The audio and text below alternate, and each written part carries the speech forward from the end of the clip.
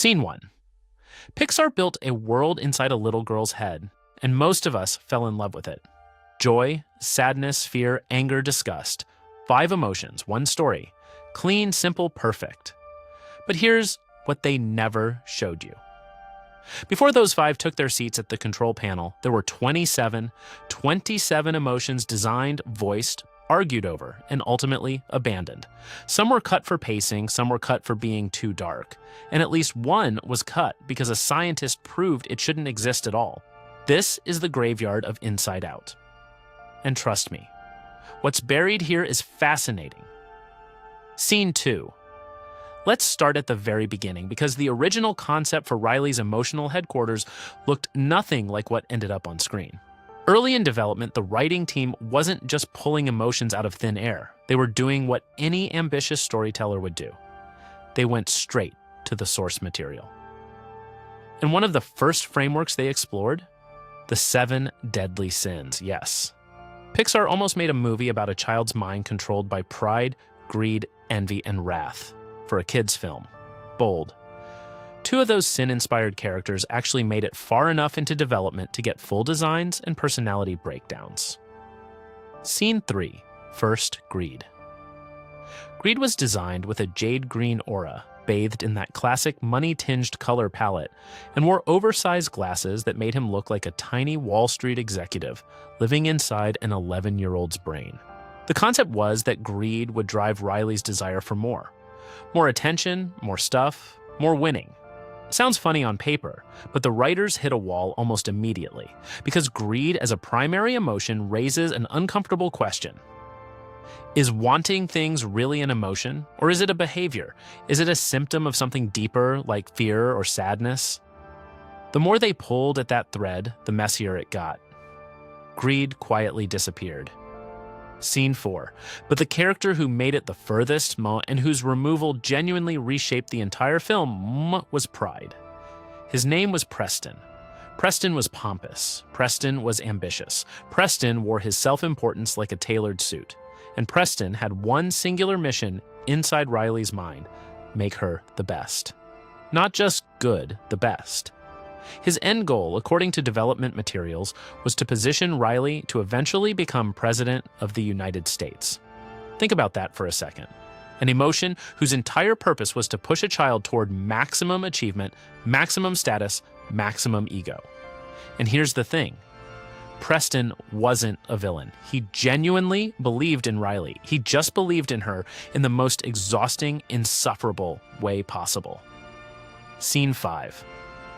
So why did Preston get replaced by Disgust? Because the writers realized they were solving the wrong problem. Preston, pride, was concerned with how Riley saw herself. Disgust is concerned with how Riley thinks others see her. And for a story about a kid navigating a new city, a new school, and a completely unfamiliar social landscape, that distinction is everything. Disgust isn't about ego. She's about survival. Social survival. The kind that makes you suddenly very aware of what you're wearing on the first day of school, or whether the thing you just said made you sound weird. Preston wanted Riley to be great. Disgust wants Riley to not get rejected. Those are wildly different emotional engines. And for an 11-year-old, Disgust wins. Every time. Scene 6. Now we move into the sequel, Inside Out 2. And this is where the graveyard gets genuinely strange, because the writers of the second film didn't just add anxiety, envy, ennui, embarrassment, and nostalgia. They initially designed a much larger, darker, and frankly, more chaotic ensemble. And the one that hurts the most to lose? Schadenfreude. Schadenfreude, if you don't know the word, is a German concept. It means the pleasure you feel when something bad happens to someone else. You see someone trip on a curb. You don't laugh. And then you laugh. That's Schadenfreude. Scene 7.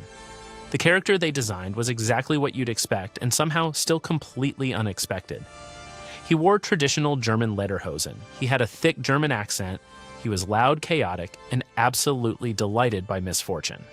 And his role in the story? He was going to be the secondary villain of Inside Out 2.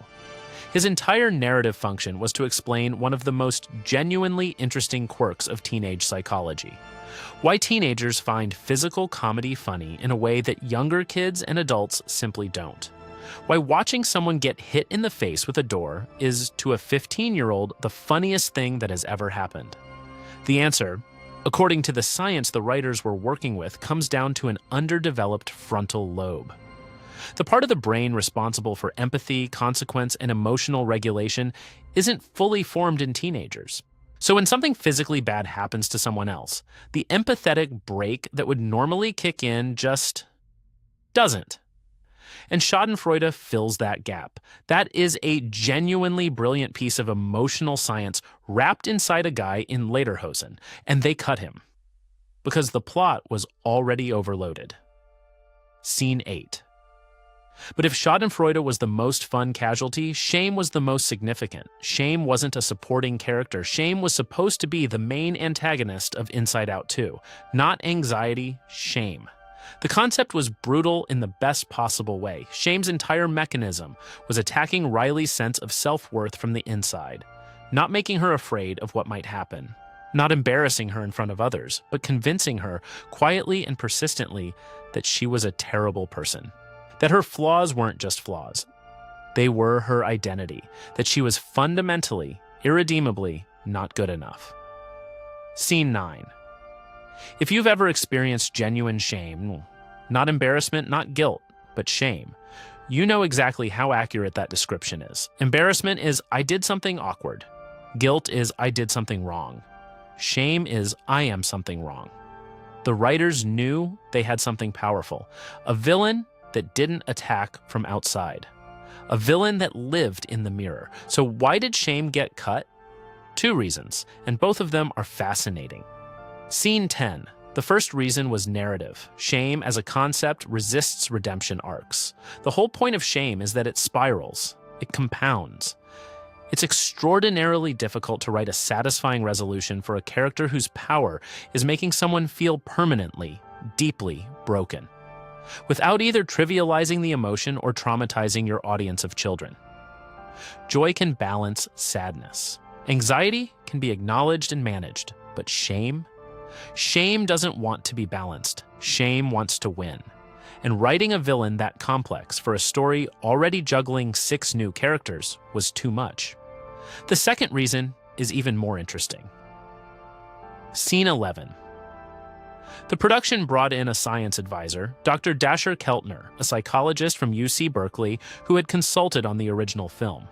And Keltner made an argument that stopped the writing room cold.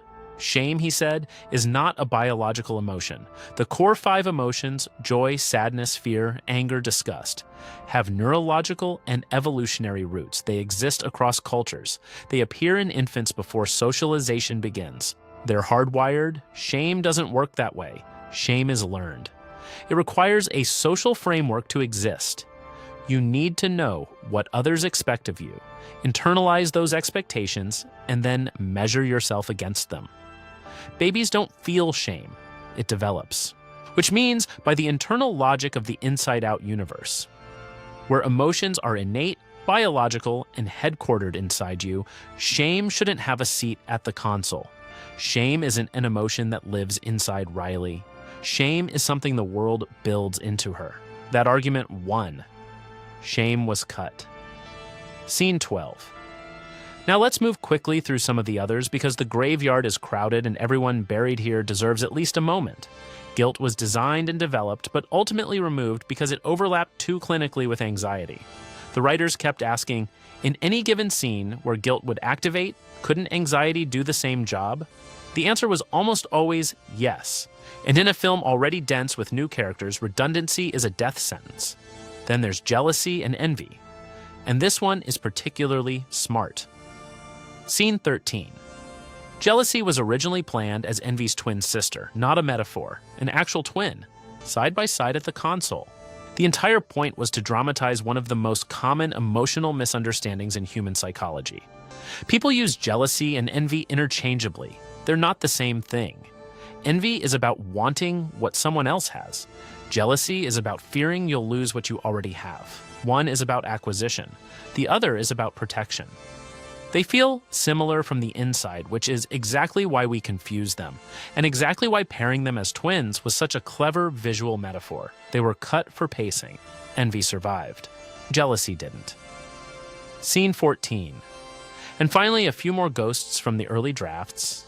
Hope. The writers explored her extensively, but Hope created a structural problem. She's fundamentally optimistic, which kept stepping on Joy's toes.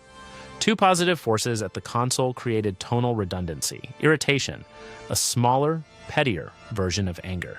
Cut because anger already covered the spectrum from mild frustration to full volcanic rage. And irritation felt like a downgrade, awe. Perhaps the most poetic casualty, the emotion you feel when you encounter something so vast and so beautiful that you briefly stop being aware of yourself. Awe was considered genuinely important, but the writers couldn't find a narrative role for an emotion that, by definition, makes you go quiet. Scene 15. And then there's the one that isn't an emotion at all, the idea farmer. In early concept work, the fields of imagination inside Riley's mind weren't just a landscape. They were managed by a character, a farmer who planted, tended, and harvested ideas, who understood which concepts were ready and which ones needed more time, who knew what Riley was capable of imagining before Riley did. The idea farmer never made it to the screen. He exists somewhere in a Pixar archive, tending fields that no audience has ever seen. Scene 16. Here's what all of this tells us. The inside-out films that exist are not the simplest versions of these stories. They're the most refined. Every character you love on screen survived a selection process that eliminated 22 others. Every emotion that speaks to you earned its place by being irreplaceable. Preston was too self-absorbed. Schadenfreude was too chaotic. Shame was too real, too structurally resistant, and, by the logic of the world itself, not supposed to be there at all. What made it through wasn't the most dramatic or the most original. What made it through was whatever was most true. And somewhere, in the graveyard of a movie that almost was, 22 emotions are waiting to be remembered.